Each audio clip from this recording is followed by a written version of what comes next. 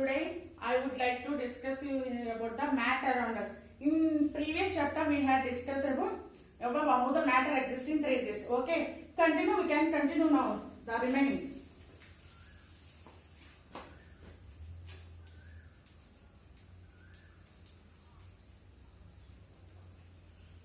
Matter around us. Okay.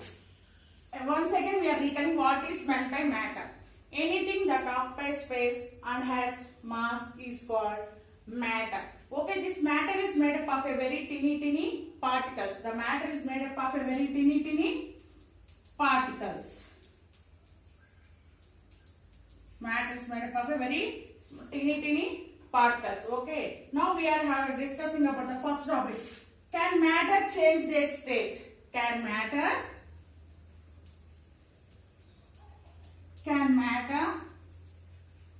change their state? Can matter change their state? Okay, see, now we are discussing this one. Okay, if the best example I already explained you about the water, ice, water, vapor. So the matter can change from one state to another state. So the matter can change from one state to another state. For example, ice. Ice is changing into water. Water is changes into water vapor. In the same way, take another example. Coconut oil. The coconut oil at room temperature it is in a liquid state. When in winter season when we observe, it will changes into a solid state. It changes into a solid state. Okay. Next, camphor. Camphor is in a solid state. Camphor is in a solid state. When we kept it outside due to the air, it takes evaporation. It takes evaporation and convert into gaseous state. It converts into gaseous state. Another example is naphthalene. Naphthalene bulb. We see naphthalene bulb. When we kept it in a glass, after a few days, if you see, the fragrance of the naphthalene bulb remains same, but it is disappeared due to air. It evaporates.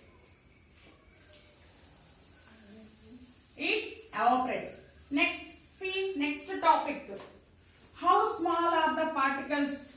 How small are the particles?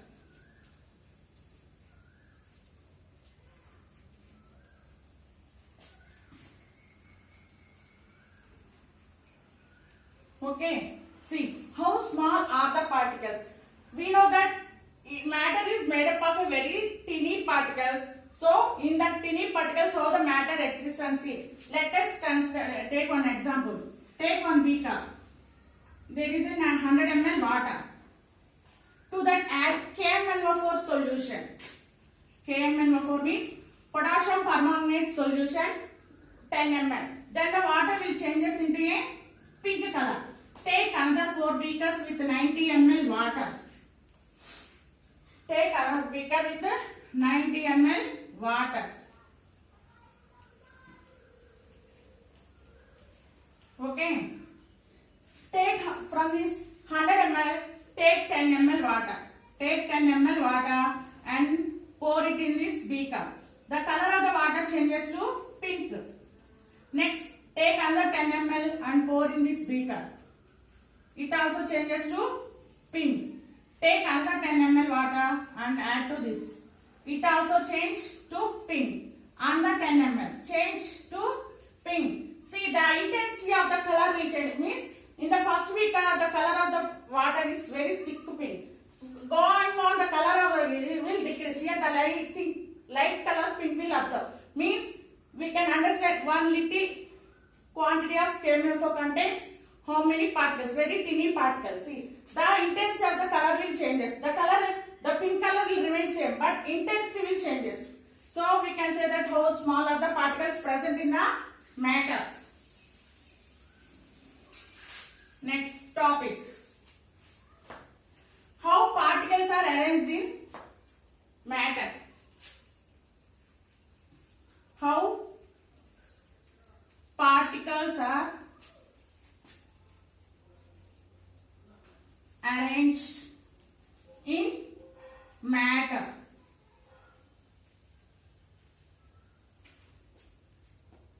And matter. See, in solid, the particles are arranged very closely. In solids, the particles are arranged very closely. In liquid, the particles are arranged with some space. Whereas in gases, the particles are very free.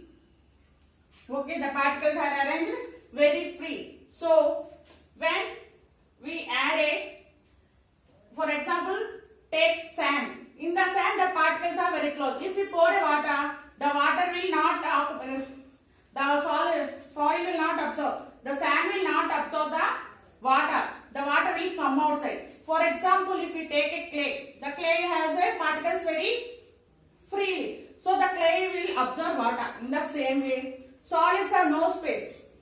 Liquids have some space. In gases, there is very free space. So diffusion also takes place very easily in gases. Next in liquids. But in solids, the rate of diffusion is very slow. The rate of diffusion is very slow. So, for example, take a beaker full of water. In 2 beakers, take 2 beakers full of water. Add salt to both beakers. First, it dissolves in both beakers. The salt water will dissolve in both beakers. Next, keep this beaker constant and add further adding that salt to this beaker. It will not dissolve because the particles, the free particles in this will occupy by the solid. So there is no space to dissolve, which is known as unsaturated solution. Okay. Which is known as unsaturated solution. Next one. The effect of temperature. Effect of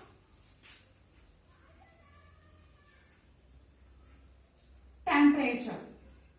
Is there effect of temperature on the matter? See, first, take 1 beaker full of ice cubes. 1 beaker full of ice cubes. And until the ice melts, and convert into water, the temperature of the beaker will remain constant. When the solid is converted into liquid, it is called fusion or melting. It is called melting. The conversion of solid into liquid is called fusion or melting. When in this beaker ice is there. So when the ice is melts and converted into water, the temperature remains constant.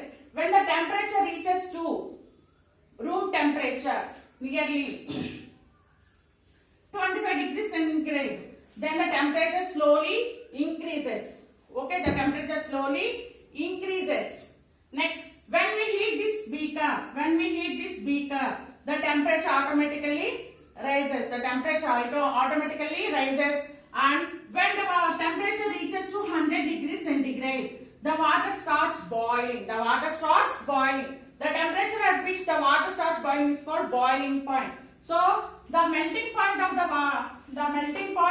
and boiling point. We have to consider melting point and boiling point. Boiling point means the temperature at which the water starts boiling is called boiling point. When the solid is converted into liquid, it is called fusion or melting. The boiling point of the water is 100 degrees centigrade. And the freezing point of the water is 0 degrees centigrade. And the freezing point of the water is 100. So there is an effect of temperature. When the temperature increases or decreases, the matter will convert into one state to another state. The matter will convert from one state to another state. For example, ice is there. In the ice which is in the solid state, as the temperature is slowly rising, the ice starts to melt and it is converted into water. So when the water is further heated, it is converted into a water vapor. There is effect of temperature. Next, effect of pressure. Next topic is effect of pressure. Effect of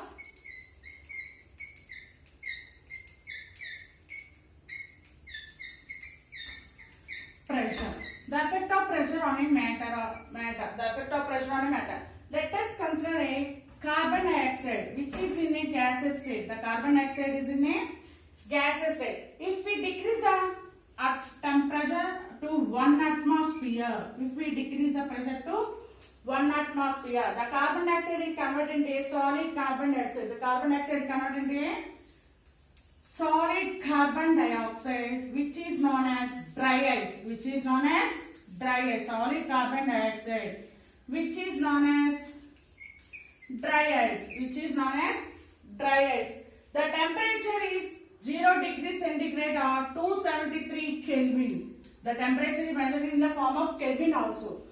The melting point of the the melting point of the freezing point of the ice is 0 degrees centigrade and or 273 Kelvin. The melting point of the water is, the boiling point of the water is 100 K, which is equal to 373 Kelvin, which is equal to 373 Kelvin.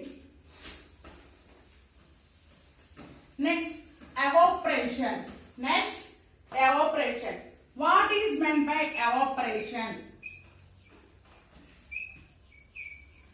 The conversion of water into water vapor is known as evaporation. The conversion of water into water vapor is known as evaporation. Here the evaporation takes place when the temperature increases. The evaporation takes place when the temperature increases. In the lakes, ponds and rivers, the water also increases. The rate of evaporation takes place very fastly. So, when the temperature reaches to 100 degrees centigrade, the evaporation takes place. The evaporation of the water takes place very fastly. So there is effect of evaporation. The effect of evaporation is also there on the matter. Next, humidity. Next, humidity. What is meant by humidity? The percentage of air in atmosphere. The percentage of the water in the atmosphere. The percentage of the water in the atmosphere is known as humidity. In Telugu, it is known as Tema Sasha. Okay. The percentage of water present in the atmosphere is known as humidity. What is meant by evaporation? The conversion of water into water vapor. The conversion of water into water vapor is called evaporation. Next, humidity. Okay, see, next what is meant by condensation? Here we can also see the condensation. The condensation means the conversion of water into ice. The conversion of water into ice is called condensation. Okay, thank you.